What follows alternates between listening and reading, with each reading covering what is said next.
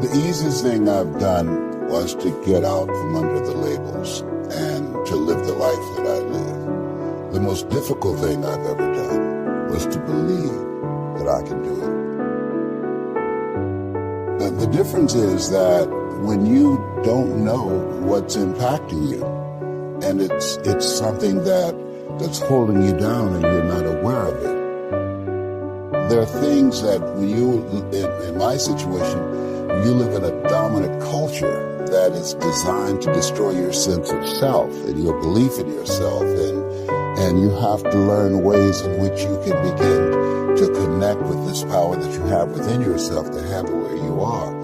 The key is to be constantly in a perpetual process of discovering the truth of who you are and fighting constantly to look for ways in which you can escape the inner conversation between ages 0 and 5. We determine what's available to us and what's not available to us. And so that was a defining moment. I knew there are certain things I could not do, certain places I could not go. They used to have signs on Miami Beach that said Jews, dogs, and coloreds not allowed. And so now you have to operate within the constraints of the dominant society and the things that they've created for you. And it's a challenge to see yourself beyond that and to work to get outside of that even after those laws have changed, because that has become so much a part of you. You unconsciously operate within the parameters of what has been put in place. Like you're driving on the expressway, the 405, and you get off on an exit that you weren't going in that direction, but you unconsciously did it because you've done it so many times that many people, because they're not making a conscious, deliberate, determined effort to think outside of what life has thrown at them, they end up doing the same thing over and over and over again. Einstein said that thinking that has brought me this far has created some problems that this thinking can't solve. And so through relationships, through reading, through studies, through goals and dreams beyond your comfort zone, it allows you to begin to live out of your imagination as opposed to out of your history. Disney said, the imagination is a preview of what's to come. They have to expose themselves to something that will give them a different vision of themselves. And in addition to that, they have to put themselves in a community of what I call OQP, only quality people. A gentleman who dramatically transformed my life. I was a junior at Booker T. Washington High School in Miami, Florida, and I went in his class looking for another friend. And he said, go to the board and work this problem out for me. I said, sir, I can't do that. He said, why not? I said, I'm not one of your students. He said, do it anyhow. And the other kids started laughing, saying, he's Leslie, he's DT. And he said, what's DT? His brother is smart, but he's the dumb twin. And I said, I am, sir. And he came from behind his desk and he pointed at me and said, don't you ever say that again. Someone's opinion of you does not have to become your reality. And he told me 3 things. He said, if you want to become successful in life, young man, he said, number 1, you got to change your mindset. He said, you don't get in life what you want, you get in life what you are. Number 2, practice OQP. Only quality people. You earn within $2,000 to $3,000 of your closest friends. I found that out. I left all my broke friends. I said, y'all gotta go. Because I used to be so broke, I passed the bank and tripped the alarm, you know? And the third thing he said, develop your communication skills, because once you open your mouth, you tell the world who you are.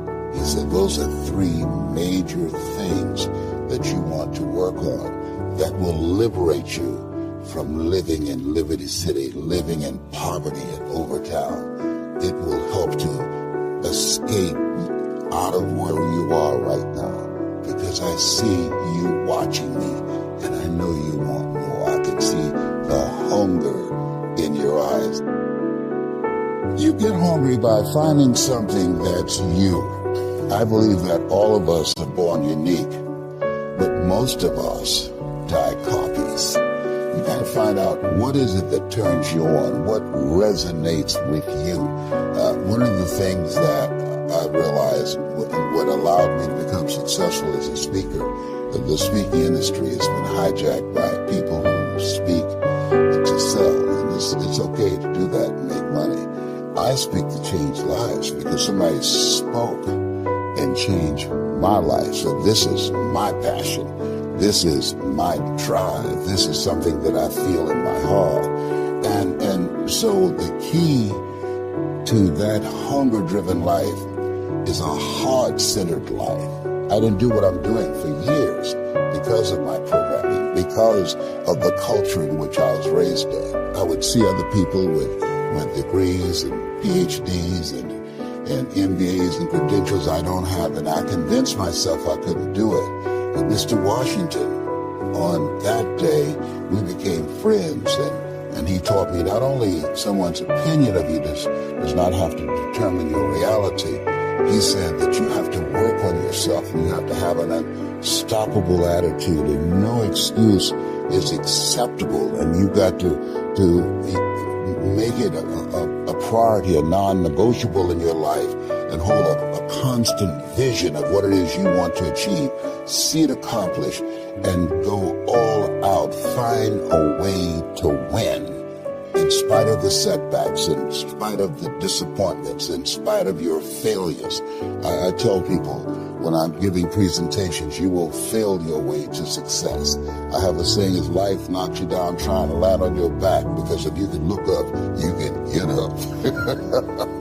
And so those experiences of going after goals that's beyond your comfort zone, and having relationships that will challenge you, and surrounding yourself with coaches and mentors who can take you to a place within yourself that you can't go by yourself, because you can't read the label when you're locked in the box.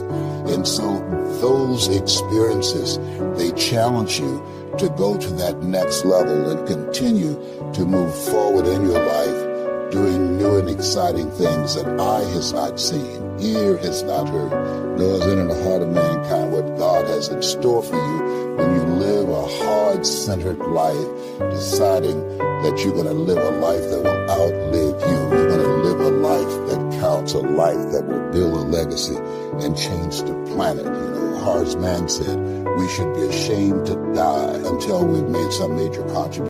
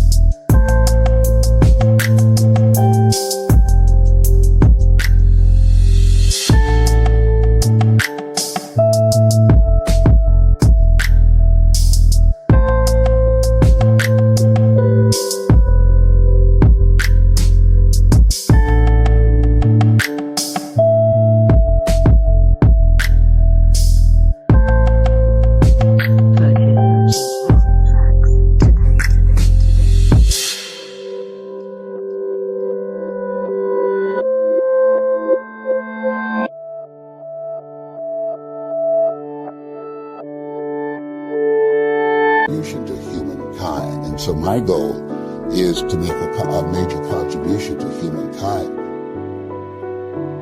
Every day when I get up, my mindset is, what is it that I can do to touch and impact somebody's life today? What is it? What does that look like? Don't live the life that has been given you by the people that's around you. Sidney Poitier wrote a book called The Measure of a Man. And he said, when you go for a walk with someone, something happens without being spoken. He said, either you adjust to their pace or they adjust to your pace.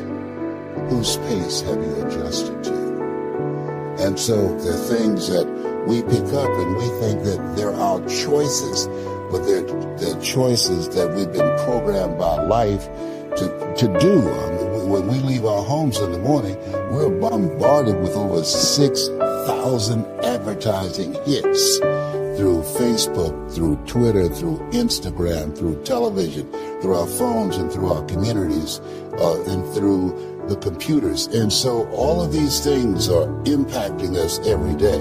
So if you don't have a program for your mind, then your mind is going to be programmed, and you'll find yourself doing things that you did not know, and that they affected you, that they, through marketing techniques and strategies, that they will create a thirst within you. I came up in an era that said if you built the best mousetrap, the world will be the path to your door.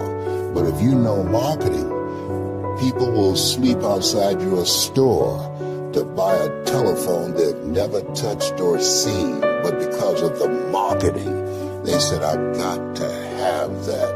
And when they get it, it's a smartphone, but they're